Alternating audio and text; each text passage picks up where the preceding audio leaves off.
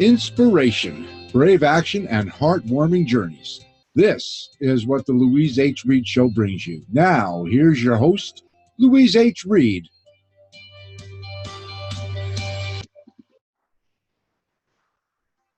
Ever heard of the Celtic curse? I've heard of the luck of the Irish. Yeah, this isn't like that.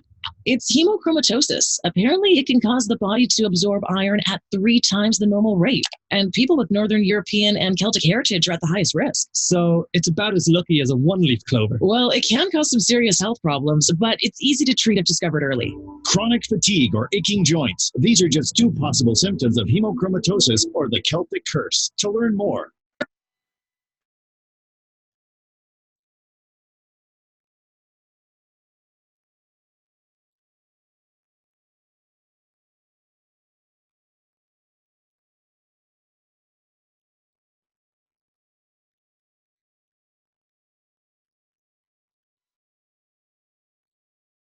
Hello, hello. Hello. How are you? I'm good. How are you, Cameron? Hi, Emily. Good.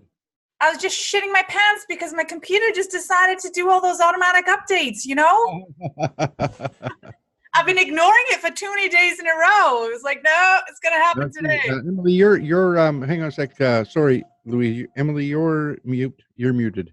Oh, there you go. You're unmuted now. Okay, can't hear you very well. How's it going? Try speaking again, Emily. Can you hear me? Okay. Yeah. Go ahead and talk again. Pardon? Just count to 10. Okay. You can hear me? Yes. Can you hear her okay, Louise? I can hear her great. Thank you. Okay. All right. Okay. I'm excited. I've never done something like this before. I'm so glad. Well, welcome to your first go with this. So as you've just met, Cameron is my producer. So Cameron will take good care of us and make sure that we are live on internet radio as well as live on Facebook. Sometimes Facebook does funny things, but mostly not. So Cameron takes care of all that back end stuff. He will also keep track of the time for us. And when there's 5 minutes left, he will give us that warning in the chat. You don't need to monitor that. That's my job. But if you're wondering, that's, just so you know that that's what we'll do. Okay. Shortly before we go live, Cameron will say stand by. That means that whatever we say, noises we make, will be transmitted over radio. So just keep, when he says stand by, we're quiet. You'll hear the music to my show, the opening. I will welcome my guests or my listeners. And then, of course, I'll welcome you and share your bio. And then we'll jump right on into the questions. And I'll guide you and help you. There's no questions that should be too tricky. But if you get hung up, we carry on. That's live. That's the fun thing about live radio, live anything. Yeah, no, it's fun. I'm excited. I'm so glad. So thank you for joining. Thank you for agreeing to do this and joining us. I'm really pumped. Do you have any questions at all before we start? No, I don't think so. Okay, awesome. I'm looking forward to it. It's really neat to try this because I've never done this before. Good. Yeah. Good. Well, it's fun to try, as you know, fun to try new things and continue to push yourself. So I'm looking forward to the conversation. Next thing you know, you'll be wanting a podcast. There you go. Just so you know, there's sort of like nothing is off limits. Go wherever you want to go with the conversation. I think the biggest thing, the best way to really connect with the audience is by just saying the things, speaking from the heart. Saying the things that you think, oh, should I say this? Say it. So if there's language you wish to use, feel free. There's not, it's really, I want you to be really, truly you, because that's really what helps to create that connection with the audience. Okay, cool. Are we going to be talking business or just everything and anything? We're going to be talking anything and everything. And so at the end, throughout, I want you to be sharing your story and yes, where you are now in your business. It's the interplay of it, right? I think that we all have a unique journey. We all go through the same ages, but that's the only thing that's common and shared amongst us all. And my hope is that through one of my listeners who hears your story and how you've persevered and you've taken brave, bold action in your life, that can inspire and motivate someone to do the same in theirs. I like that. Yeah, cool. So knowing that that's kind of the foundation and that's the crux of the show, that's where I think exposing and sharing a little bit about what you've been through for the purpose of saying, and this is how I got out. Yeah. And this is who helped me. Light at the end of the tunnel. Yeah. Does that kind of make sense? And then certainly business, I want people to know how they can reach you. And we'll talk about that at the end of the show. I'll make sure that anyone who wants to reach out to you, anyone who wants to find out more about your equestrian center, how they can reach you, and you can share that, and it'll be in the show notes as well. Yeah. Okay. So does the screen switch back and forth? Like your box is highlighted, now mine's highlighted. Is that how it's showing? When we are live on Facebook, we will both be side by side. Oh, okay. So the way that you're seeing it now is more because of the settings that you have on Zoom, not because that's how it will show up. Oh, okay, cool. Okay. We're almost ready to go. We got 1 minute to go, so stand by. I'm going to stop the recording so I can record from the beginning. Okay. So give me a second. I'm still sorting this out with getting that on Facebook Live. You'll be on our website live on audio, of course. Yep.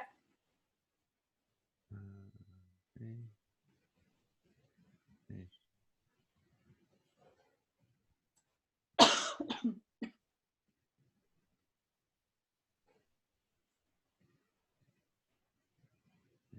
Okay. I'm going to just feed you the signal, so stand by. Irish. Yeah, this isn't like that. It's hemochromatosis. Apparently, it can cause the body to absorb iron at 3 times the normal rate. And people with Northern European and Celtic heritage are at the highest risk. So it's about as lucky as a one-leaf clover. Well, it can cause some serious health problems, but it's easy to treat if discovered early. Chronic fatigue or aching joints. These are just 2 possible symptoms of hemochromatosis or the Celtic curse. To learn more, visit toomuchiron.ca.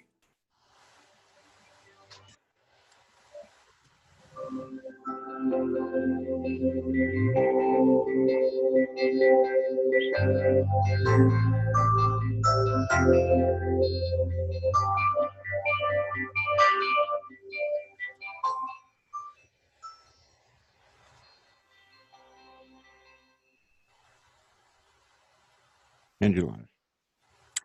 Hello, everyone. Hello, and thank you for joining me once again this wonderful Tuesday. I am your host, Louise H. Reed, with listeners in over 145 countries, millions of iTunes downloads, and ongoing podcasts. I'm here live every Tuesday, looking for the lives of everyday people doing extraordinary things. People who are taking brave, bold action in pursuit of their dreams and goals and are here to share their journey to help you do the same in yours.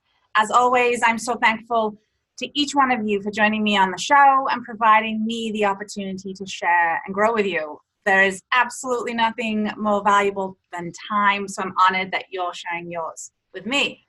We all know that actions speak louder than words, so to show my gratitude, I have started a Lady Boss Loyalty Monthly Swag giveaway. So everyone who comments or likes a podcast episode on YouTube, Facebook, Instagram, or LinkedIn with the hashtag Lady Boss Loyalty will be entered into the draw. So please comment away. So now I would love to introduce you to today's guest. Let me share a little bit about Emily with you before we hear from her herself. So Emily Bertrand is our guest today, and from the time Emily was a little girl, she's always loved horses. Having had a rough early childhood of abuse and living below the poverty line, she learned from an early age that if you want something, you need to work hard for it. Horses were a much needed outlet for her in her life, and a place where she felt safe, accepted, and appreciated. She started working on farms at 12 years old to earn her riding time, and at 14 was working 2 jobs to buy her very first horse on her own. She continued to persevere, study, work hard, and learn at any opportunity. Fast forward to today, Emily, along with her mother, Dawn Patterson, co-own Royal Equestrian Centre, a successful equestrian centre located in my hometown here in Ottawa, Canada. They offer special youth programs, riding lessons for all ages, birthday parties, summer camps, and more. Almost 12 years now in business, Emily has a passion and a vision which came to life.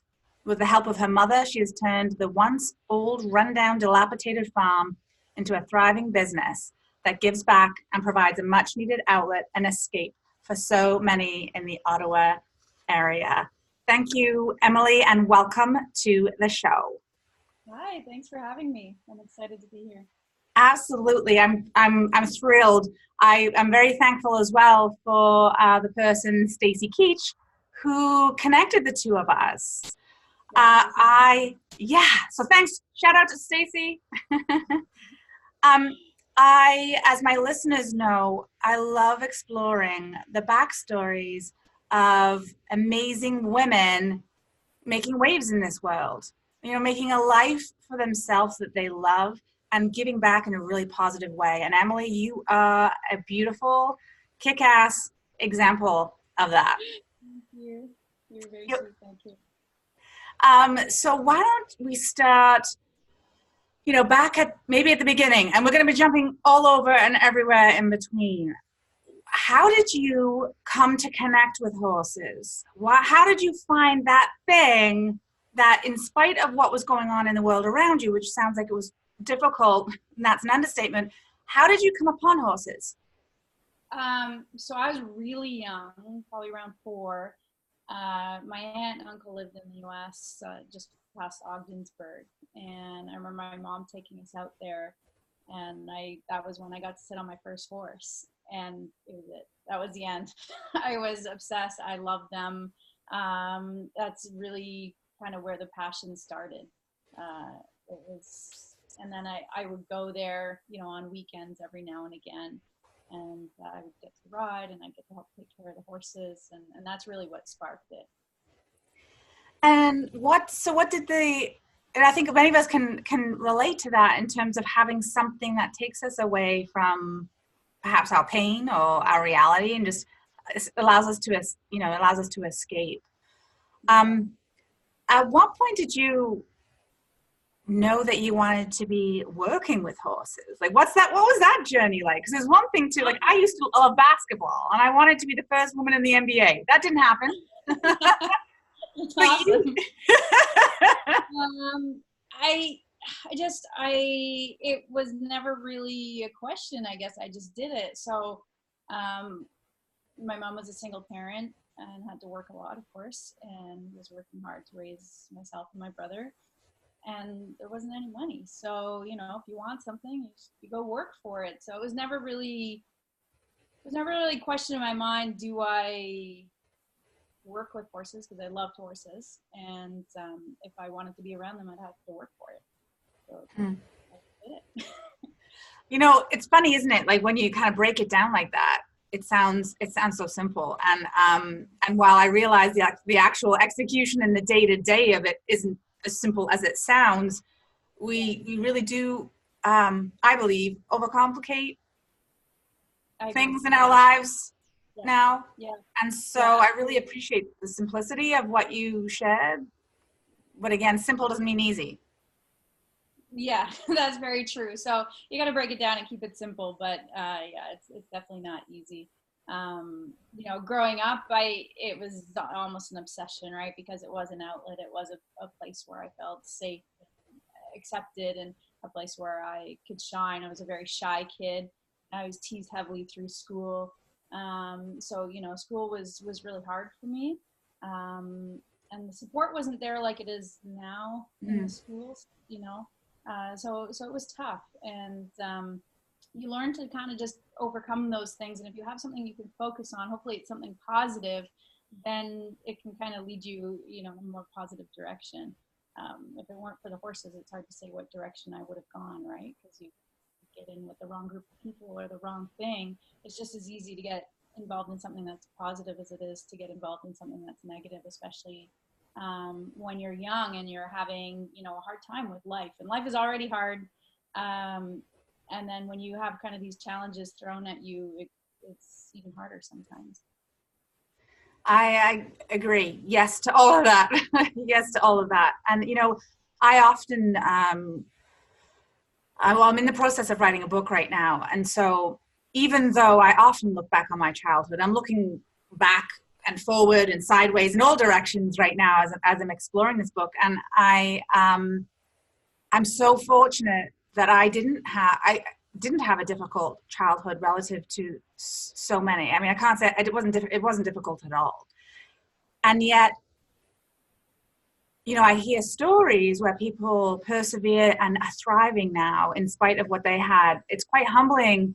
And I just want to acknowledge and share with you just how much admiration I have for people who are able to really dig deep within themselves and find then the resources and the things that create a positive momentum. Mm-hmm. Yeah. And that you're not doing that for other people. Hopefully, I want to come and check out. I'm going to come check out your farm. We should have done this live from your farm. We're in the same city. We'll get you on a horse. Yeah. Oh, now that would be film worthy. So I think there'll be lots of people listening. I believe everyone listening has had moments of self-doubt, have had moments that you've sort of described, perhaps even or touched on in your childhood, where it was hard. You turned to horses then. Do you still turn to horses now, or how do you those moments of self-doubt? What do you do? Moments of self-doubt. Self-doubt now for me, maybe if I'm questioning a choice in my business, but in that case, I turn to the people that I can get good sound advice from. But yeah, if I'm having a bad day, sometimes I'll be out in the barn at 10 p.m. when it's quiet and there's no one around, and I pull my horse out and just kind of hang out for a bit. It's a nice way to relax. But because my passion is now my business, when the two are intertwined, it's a little more complicated. It's a little more difficult. So sometimes for me is leaving because I live where I work. So sometimes the best thing for me is just to go out and have a fun evening among friends or family, or just, I love to travel. So hopefully I'll be able to travel a bit more, but just being able to get away helps put things in a better perspective. But certainly if the horses were just my hobby, then that would still be my go-to. Yeah, I think that, it's really easy, especially when, to your point, when you create your passion passion really has become your purpose. And I think that your pain has also helped. Absolutely. Yeah, I don't regret anything that has happened to me. I was abused by my father as a child, and that it was bad. And then, and then to go through school, that kid that had no confidence. I was so shy. I was afraid to talk to people. I was always worried, will people like me? Will they accept me? And then to have that outlet that then brought me to where I am today. I'm very social. I'm very outgoing. I love people, absolutely love people. And to be able to go, from being afraid and shy to being more of an extrovert, because I had this passion that allowed me to really shine.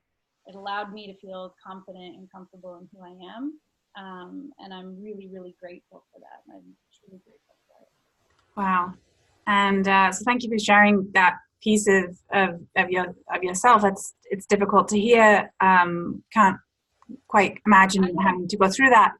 Yeah, I'm going to be honest with you. I've only been comfortable even talking about it in the last couple of years. It's taken me a long time. Like, not that I had a lot of hang-ups, but it just, that it's very personal, and you feel very exposed and vulnerable when you talk about, kind of the hardest parts in your life.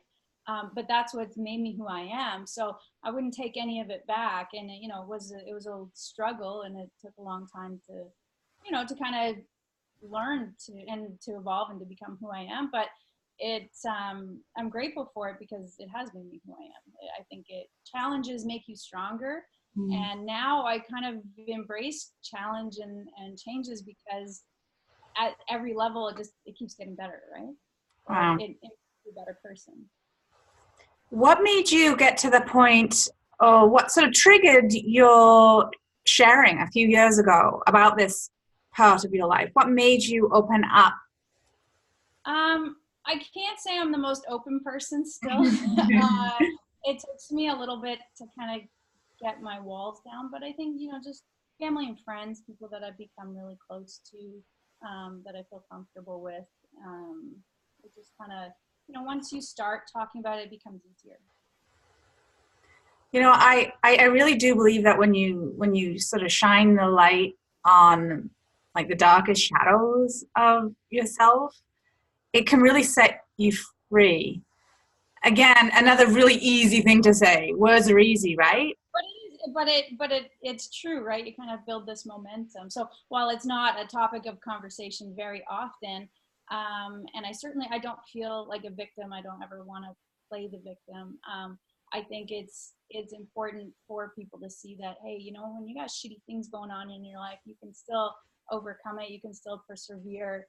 You know, there's a light at the end of the tunnel. So it's being able to see that, right? And to recognize and know, okay, these are hard times, but I can learn from these. So what lessons can you take from that so that you can continue to move forward?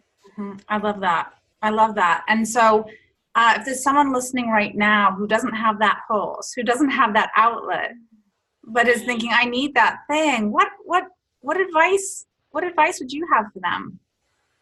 Find your passion.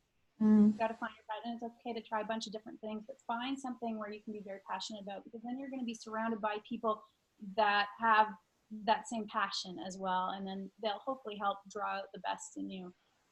Try and find something that really grounds you and kind of allows you to take a step back and have a different perspective. What's really cool about horses is they're actually very emotional animals. And they can't speak, but they speak to you with body language. So if you are very angry and you walk into a stall with a horse, they're going to feel that energy, and all of a sudden, you know, they're going to be backing off you, and they're not going to want you to be near them. And they really sometimes can mirror your emotions. So it's really neat how it makes you much more self-aware and grounded. So to find something that can help you do that would be amazing. Wow. I know that I have got one child who, one of my 4 boys, was challenging as a young child, but through getting the right kind of support and reaching out for help, he's in just a tremendously incredible place now.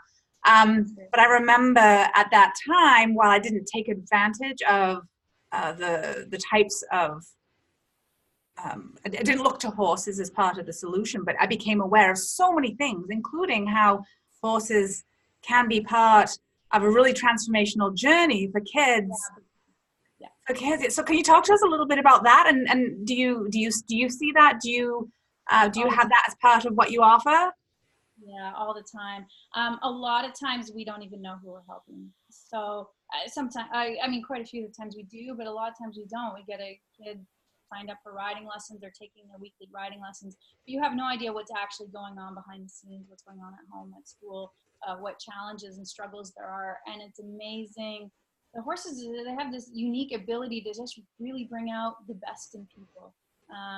Maybe it's because, you know, they're very accepting, they're very empathetic, and the culture that we create here is very open and accepting. I wanted this farm to be what I had a hard time always finding when I was a kid. You know, I wanted it to be a place that was very inclusive, with a great atmosphere, but also still great horse care, knowledge, good instruction. So you kind of have, you know, all the little pieces that come together. And so a lot of times we get kids here and they thrive, but we don't know what's going on at home. we'll get, you know, an email from a parent and say, you have no idea. I mean, I've gotten a few where they've said, you've saved my kid's life. Had, you know, children on the autism spectrum as well. That has helped them tremendously because they're learning a lot of patience and better communication skills and to control their emotions, because sometimes it's a little tricky, but you really do have to learn to control your emotions around the animals. So it's amazing. The ripple effect is really cool, and really that's why I do it. I love hearing these stories, and I've got a real bend for people on the show who've got a business where it's service from the heart. Yeah. I think that, you know, and your business to me just, it became very apparent when I learned of you, and certainly becoming more apparent as I've learned more about you, both reading about you before the show, now speaking to you, that I think when we use our passions to mend ourselves, and we create a business with that too, it just heals. It has the power of healing so many others. And I love shining the light on people like you who are doing these kinds of things in the world, because after working in corporate for 20 years, I tell you, there's not a lot of heart and soul in those places, you know? People, amazing people, doing great work, achieving good things, working extremely hard and very dedicated. But heart and soul, not sure I'm seeing so much of that. Yeah, I understand. It's pretty amazing to be able to get back. There's, you know, you can't really beat that, right? I could have definitely gone in a different line of business and done something that was much more lucrative. But at the end of the day, you know, I feel very fulfilled doing this. And, you know, if you can even just help one person, then it makes it worth it. We have probably over 100 kids that come here. We have adults, of course, too, and a lot of them, this is their escape from all their daily stress, from their kids wanting this and that, mom this, mom that, you know, and work. And I go, okay, I got to get so-and-so to hockey and so-and-so to soccer. And so they come here and they can just like forget everything for 2 hours. And we tend to forget how valuable being able to just kind of unplug and disconnect and focus on something completely different, how much that can help us gain kind of a fresh perspective to feel better, just, you know, emotionally, mentally, and physically too. And you're outside. It's very, very important to have some kind of outlet in your life where you can kind of disconnect from it all and do something that makes you happy. It's so funny. So I agree. Yes. And I find it so funny how we see that as an extra thing that maybe if we have time for, that we will fit in, as opposed to looking at it, like I look at it from a place of, that's a requirement so I can continue to do all the stuff that I'm expected to do in my life as a mother, as a partner, as an employee, as a business owner, whatever. Yeah, because it allows you to then be at your best. Yeah. Because if you're not at your best, the people around you are suffering as well, right? Especially, you know, you being a mom and being married, you want to be there for your partner and your kids. And it's hard to do that if you're always just running around and stressed and don't take any time for yourself. I have to admit, it took me to getting to the age of 40. I'm 44 now, but it took me to the age of 40 to actually really dig into what that needed to be for me.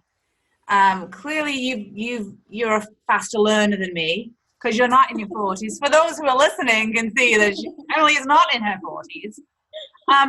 What are those things for you? You are a business owner, and you live where you work, which I know is a passion-based business, but to your point earlier, is still difficult. So what do you do to really stay grounded and rooted? Do you have daily sort of rituals or routines, or just wondering what? Honestly, my close family and friends. Yeah. Being able to just go spend time with them. I also love to walk, and, you know, I've been slacking on the gym, but I like going to the gym. Makes me feel better afterwards. Yeah. I love being outside. So, you know, like yesterday I went down to Britannia and just watched the sunset, and it's just those little things, right? Sometimes and I like to get dressed up and feel like a girl. I mean, I work on a farm, I drive a truck, I drive a tractor, I'm surrounded by dirt and smell of animals. And I love it, but at the same time, I like to get done up and go out and just feel good, so I'm not in my work clothes all the time. I have to say, I love how, I'm going to say nowadays, compared to when, I don't know really, but just I feel like as time, as we're progressing through time, it is an interesting age for women where we can be both of those things and more. I have a piece of art on my wall in my office that's got, it's just a woman's legs. She's wearing a tutu. You can just see the bottom of the tutu. And on one foot, she's got a ballet slipper on, a point shoe. I used to do point. And on the other one, it's a Converse, like a Converse Cons. And it could have been, I would have liked it if that could have been a soccer cleat. But to your point, is that makes me feel really empowered just to be who it is that I need to be and want to be in that moment. And we are all of those things and so much more. Yeah, absolutely. You can be, there's different sides of you, different facets to what you do. So you respond, accordingly, right? I love it. And so if you think about when you first started the business, I'm wondering, because I know a lot of people, and I speak to a lot of people who are interested in starting a passion-based business. Mm-hmm. There are naysayers. There are lots of naysayers. Of course. There were times when I started, tons. Everybody said, you won't be able to do it. You won't be able to get in an arena. It's never going to work. I was 23. I had no idea what I was doing. And I was going to do it anyways. They weren't going to stop me. But it is hard. A passion-based business is definitely difficult because you have to make sure that you do want your passion to become your job, because that's not for everybody, depending on what your passion is. It's easier to keep your passion as your side thing, right? Because then that's your outlet. You lose your outlet a little bit. Because it becomes also some source of stress, right? At the same time, especially when you're starting to build a business. And you have to make sure it's something that's scalable enough that at least you can make a living off of it. I don't do this to get rich, and I never started this because I ever thought of the money. The money was never something I ever thought of. I did it because I loved it. It's what I knew, and it's what I decided I was going to do. I was very naive. very. I had no idea how to run a business, but it didn't matter because, I thought I knew what I was doing. But it's really important to kind of take a step back and make sure it is something that you can truly turn into a business that at least will, provide for you. And I like that you mentioned that. There's a lot of things that I like that you just shared. And one is that while, yes, you turned to this business because it is your passion and you weren't focused on the money, but you still turned your mind to the money at some point. And I feel like there's a very polarized perspective on having a passion-based business, that it means that you're not putting any thought into money at all. Well, there's an in-between. So you can land somewhere in the middle. You have to, because then otherwise, no matter how much good you're doing, you're not going to be able to grow. And the thing about business is the better the business does, the more it can support the people that are part of the business. Like the better I can do for my employees, so it's the more I can do for our students too. I can improve our infrastructure and hire more coaches and get more horses. And it allows you to do so many more things, and it allows you to do great things the better that your business does. So it's not really a scalable business. What kind of impact then are you going to be able to have anyways, right? Yeah, I love that you brought that into the conversation. I also really like that. I'm a huge fan of cliches and quotes. I joke all the time that by the time I'm 90, I'm only going to be speaking in cliches and quotes. As much as people often hate cliches, I am finally realizing at this point in my life again that there's grains of truth in it. So I thought of the cliche, ignorance is bliss. And then sometimes, I don't really think people should be walking around with their head in the sand. I really don't mean that.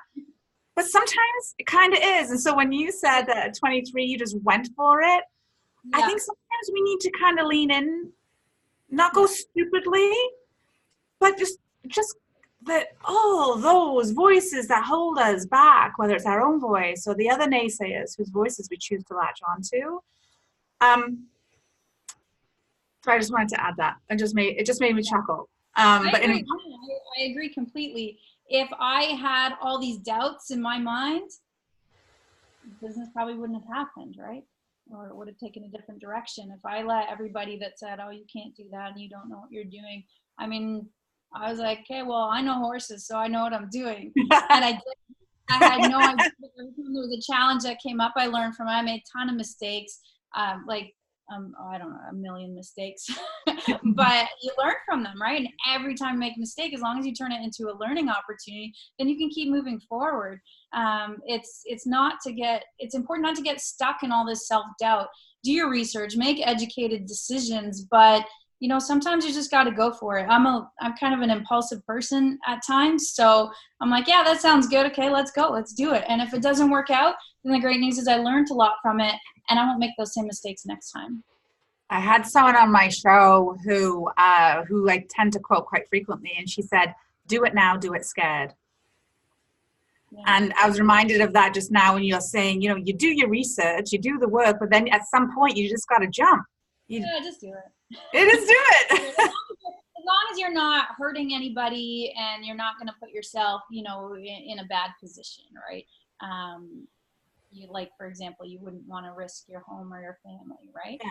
But at the end of the day, as long as those important things are secure and safe, then go for it. So did I hear that you said that you like quotes too? Yeah. Yeah. Do you have a favorite? Not really. It's kind of just what strikes you in the moment, though, right? Like, yeah. Yeah. So if any strike you as we're having this conversation, interrupt me, either flag me down because I'm speaking too loudly, or interrupt because I love them. My favorite right now is from Meghan Markle. She said, women don't need to find their voice. They already have a voice. They need to be empowered to share it, and others need to be encouraged to listen. I just like that. Yeah. Oh, that was pretty powerful. So take me back to this time then that you decided, yep, I'm going to do this. This is what I'm doing. I'm 23, not paying attention to the naysayers. I'm going for it. What were the first few things that you did? And I'm asking this out of curiosity and for listeners, because if there'll be people listening who are like, okay, so no, I'm not going to start the business that Emily is starting, but I'm starting my own. What did she do? So the story's kind of funny about how this all started because I actually quit horses completely. At the time I was surrounded by quite a few very privileged kids. And I'm trying to be diplomatic. I can tell. It was just it wasn't a very good environment. My passion, the horses, was no longer fun for me. Right, the alignment. There wasn't a lot of alignment. Yeah, and it was the people that I was surrounded by. Right. They ruined that at that time for me. They weren't bad people by any means, but they were very pretentious, stuck up, entitled, and those are just not people I wanted to be around. Yeah. And so I lost my passion for it. I thought, I don't really like riding anymore. It's not fun, and I'm very committed to learning, but at the same time, there still has to be that fun aspect. You have to be enjoying it, and it was very, very hard work and expensive, and I was busting my butt just so I could afford my one horse, you know. And so I sold my horse, and I completely quit, and I had a great job at Rogers. I actually really enjoyed working there, and my whole goal was to become a director, and I was on track for that. And about a year and a half later, a friend of mine, she came up. She's like, "Hey, we're gonna go horseback riding." I'm like, "No, I don't want to ride." And so we went back to the place we used to work at as kids, and it was a trail riding place. It was called Happy Trails in the East End. And we went for a trail ride, and then we ended up staying for the day because they were busy and helping out and taking the trail rides out. So we ended up working. And then a week later, I went out and bought a horse. And then 2 weeks after that, I actually bought a second horse. Her name was Royale. And then it was kind of downhill from there, or uphill. So it's funny. So then my brother was driving by the farm here and saw the sign that it was for rent. And he called me. He's like, "Oh my God, you won't believe it. There's this farm and it's in the city." And I was like, "Well, I'm ready to quit my job. So let's do this." So we were one of 60 appointments. And we were very lucky, very fortunate that our business plan kind of went out, and that they really did like our vision and the plan for the farm. And I was just all in. Yeah. Wow. Talk about doing it now, doing it scared, because I'm sure there was some fear there, yes? Yeah, I had no money. I bought 2 horses. I had no money. We had nothing. I had to push mow our first ring. It took me 3 days to push mow it. Wow. It was horrible. The whole farm was dilapidated. It was bad, and everything I just put on my credit card because I had no money. I quit my job, right? So. And you figured it out. No plan B. Yeah, it was great. It was amazing. And I think back to then, and it was much simpler than it is now, to be honest, because we started so small, and it was just, what I was worried about was, okay, how do we get the next thing? And I want to do this, and I want to ring and fencing and stalls and paddocks and water troughs. And it was all the little things. Now, I don't have to worry about those things, but now the concerns are bigger, right? I have to manage all the staff, all the people, all the horses, the growth of the business. It's definitely much more complicated, but at the end of the day, I always just think it still has to be fun, right? Mm-hmm. So I try to find ways to make sure that, what I'm doing is still fun. Again, boiled down to such a simple thing, and I think so important. I coach many women who have lost that spark, that lost that life.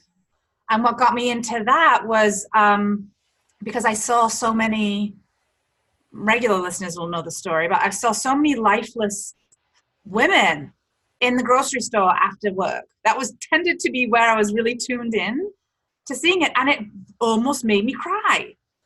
Mm-hmm.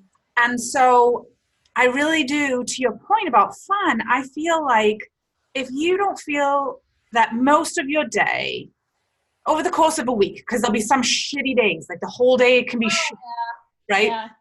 But, on average, at the end of a week, was I 80%? Was I say I'm happy 80% of the time?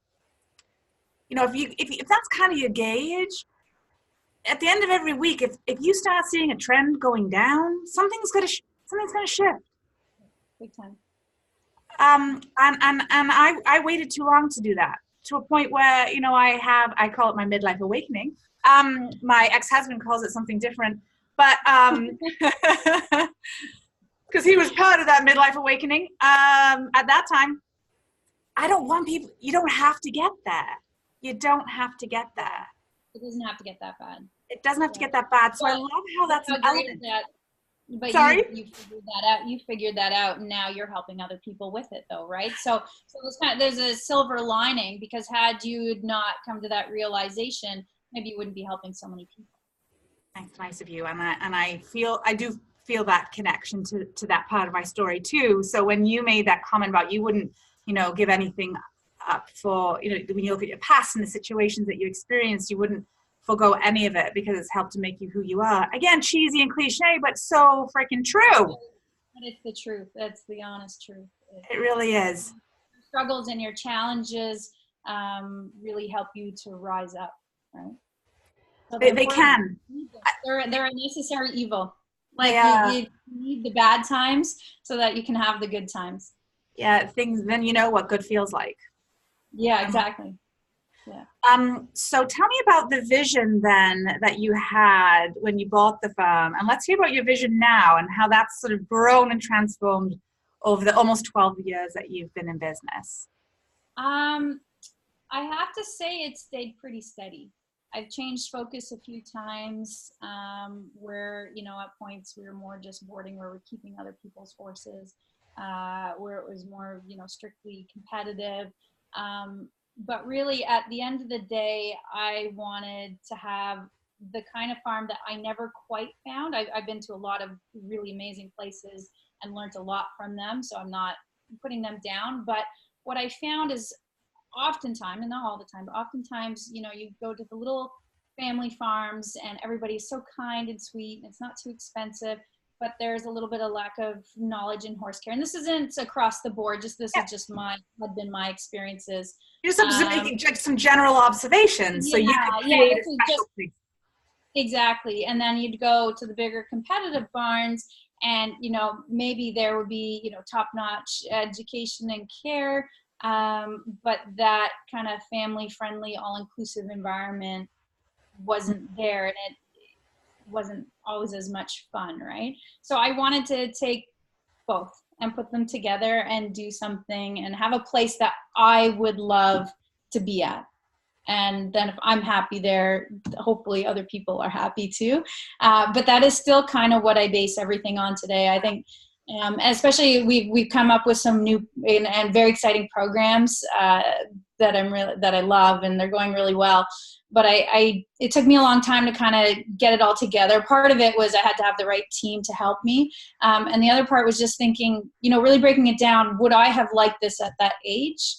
And what would, if I was a parent, I'm not, but if I was a parent, you know, what would I think of this?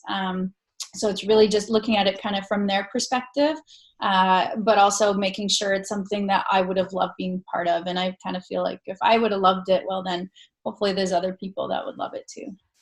So do you want to share? Has some of this exciting stuff been revealed to the public yet? Are you able to share some? They're kind of in progress, but so we started these rider level programs where we actually have full manuals. There's video, there's the written content, and there's homework every week that the kids have to complete. And then they go through kind of these, every week they go through it, and then at the end of it they have a little exam, and then they get a trophy, and it's a lot of fun. It's going really well. We're actually seeing they're fast tracking through it. And what's important about those programs is it's an hour and a half lesson, but half of it is unmounted. It's not on the horse. They're learning all about the horse's care, feed, nutrition, grooming, anatomy. They're learning all of those important things, and then the riding, because what we're finding in the industry as a whole, like we might have people that have been riding, they come to us and they do a trial lesson and they've been riding for 10 years. But so they can, you know, they can stay on a horse and they can do their thing. Some of them are stronger than others, but they had no off-horse knowledge. And it just blows my mind, because you need all of that stuff to be a successful rider. So our goal is to, you know, we're continuing to build these programs and add more of them, but to involve, you know, the horse care aspect. Yeah, I see another show for us, Emily, and and me being at the stables and you showing me this, and absolutely, that's what I do. That's easy. This would be awesome. This would be awesome. I want to hear now a little bit more about your mama. I'm a mama. I love my dad too. I'm certainly a daddy's girl, but my mom, wow, just what a woman. So when I read and learned that your mom's obviously been a big part of your life in general, as well as now integrated into this business, tell us how that was decided upon and how that has been. My mom is amazing. So my brother and I, and we told her about this place, and she didn't want to move, and she didn't really want to start a business. And she doesn't really ride horses. She rode a bit as a kid, but that was always my thing. And she jumped in and did it for me. Wow. Which was amazing. I'm really grateful. I had my own place downtown. My brother was living with my mom, my grandma at the time, and my mom loved the house that she was in. And we all kind of came here, moved in this tiny little farmhouse, and lived here together. Wow. And she sacrificed a lot for me to be able to, follow my dream and my passion. And she still does. She works full time for the government. She's going to retire soon. I think in about a year and a half. But then she also does a ton for the business. So she does all our bookkeeping and paperwork. And, anytime we've had to go get loans or any of that, my mom has been the one doing it. Wow. And it's hard because, she's like working 2 jobs. So she's had to sacrifice a lot for me to be able to have this farm. Wow. I'm moved. I love these types of stories. It's a beautiful example of obviously mother-daughter and brother. Sorry, brother. And he's in there too. Brother found the farm, so kudos to brother. Yeah, I love him. I've got brothers too and love them to bits. There is something special about mums and their girls. And I do feel as well there's something special about women supporting other women. And I certainly, that said, I would not be here where I am in my business without my partner. He has been, he really has been the wind beneath my wings. So I've had the wings, they've been there, but I've been waiting a long time to be able to find the wind. And so he is that for me. So that said, the connection with other women and, a sisterhood of women supporting women is I think something that has not been leveraged a lot in business. And so I think it's interesting when those relationships start, we know the strength of those from a social perspective, and now starting to see those being integrated more from a business perspective. I think it's really an interesting thing to kind of unpack and explore. Yeah.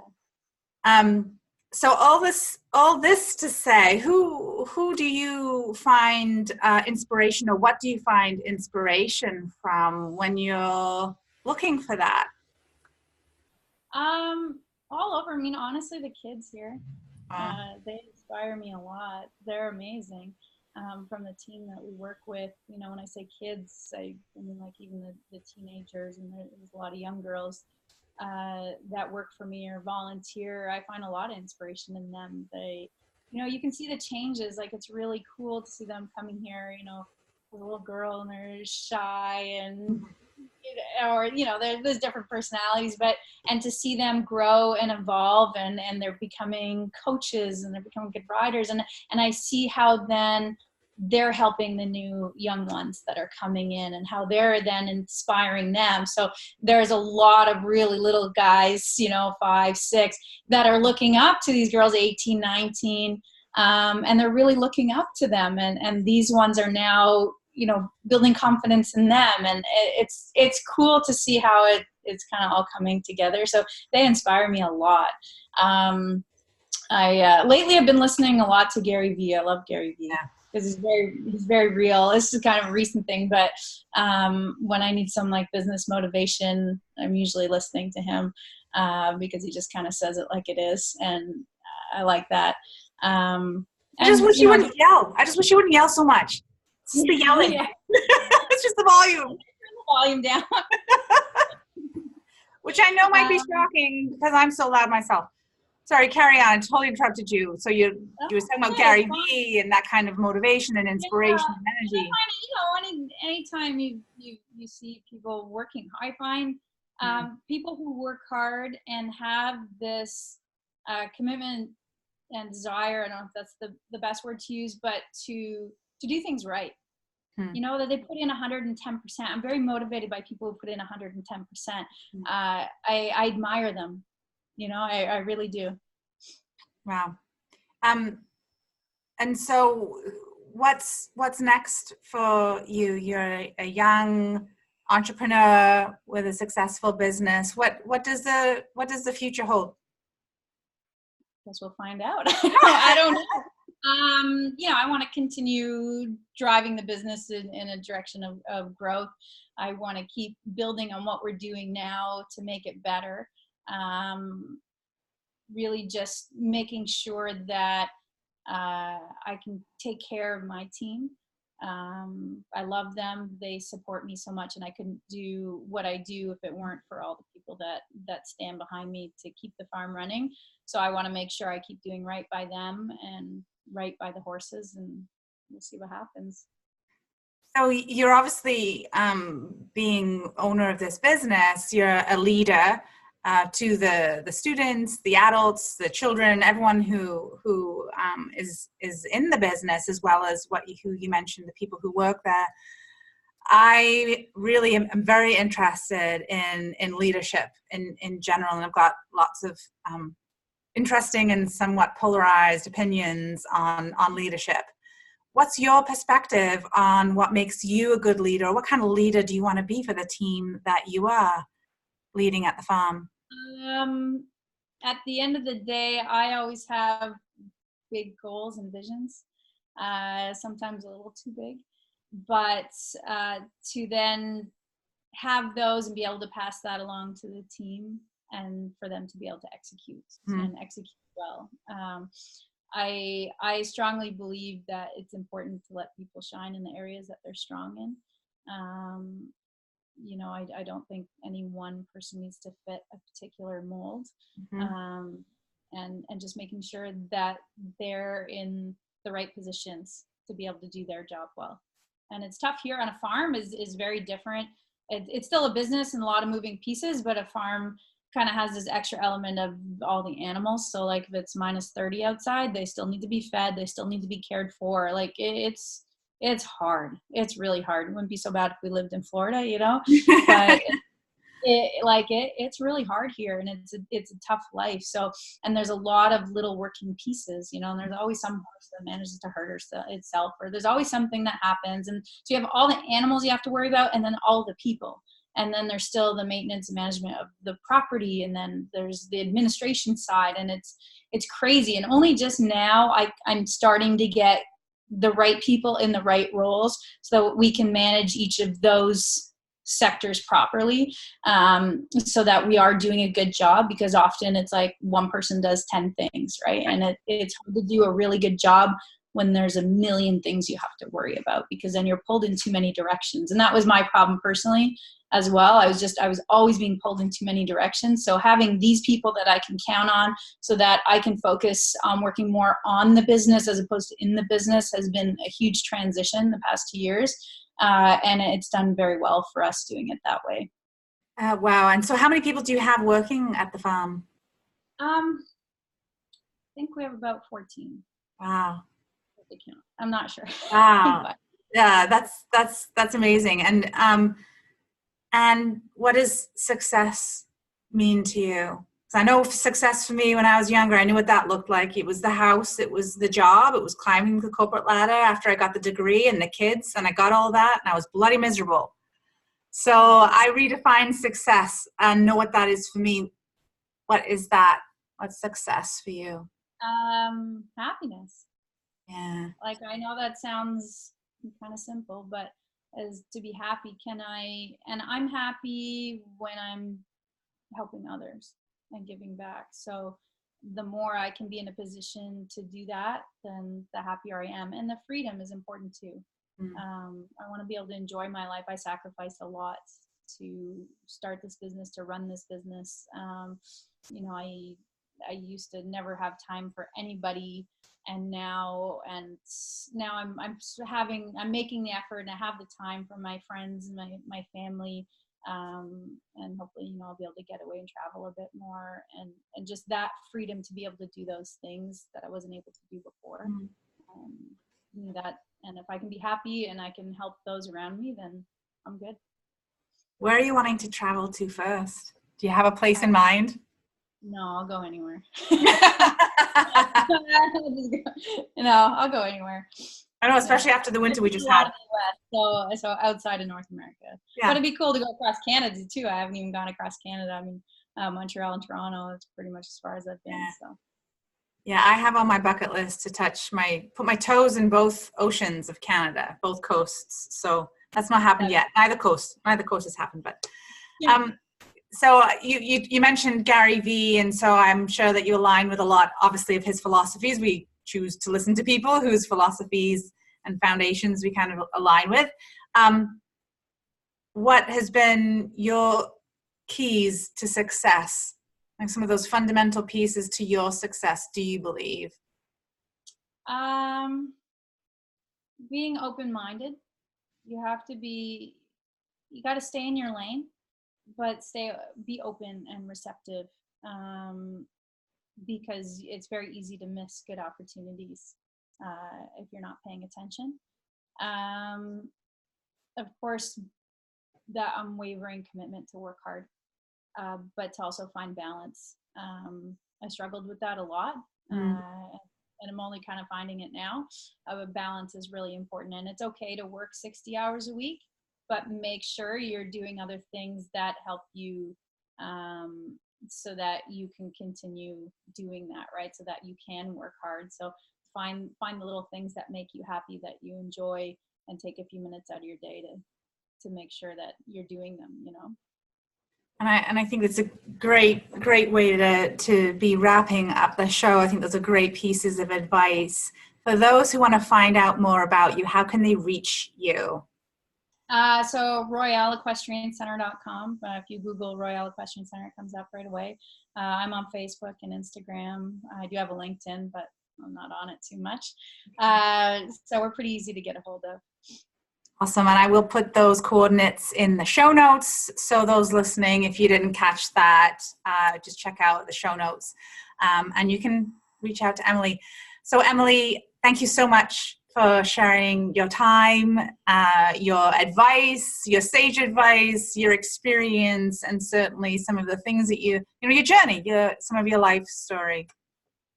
Thank you so much. It's been a pleasure talking to you. Fantastic. Thank you. And I will absolutely let everyone know when I'm going to be on the horse live from Emily's. Yeah, this is going to happen. It's going to happen. It's happening. I also want to thank all of you, my loyal listeners and followers, and remind you once again that information about this show can be found at louisehreed.com. A big shout out to my producer, Cameron Steele at Contact Talk Radio Network, and also my biggest fan, Jay Andrews. And finally, I am here to highlight and showcase people who are taking brave, bold action and whose actions have a positive impact in our world. With that said, I'd like to encourage you to be brave, be bold, and be happy. And the last piece of advice from our guest, Emily, be open-minded and receptive, because it's very easy to miss good opportunities if you're not paying attention. Until next Tuesday at 11 a.m. Eastern Standard Time, I'm Louise H. Reed, wishing you an amazing day. Goodbye, friends. Yeah.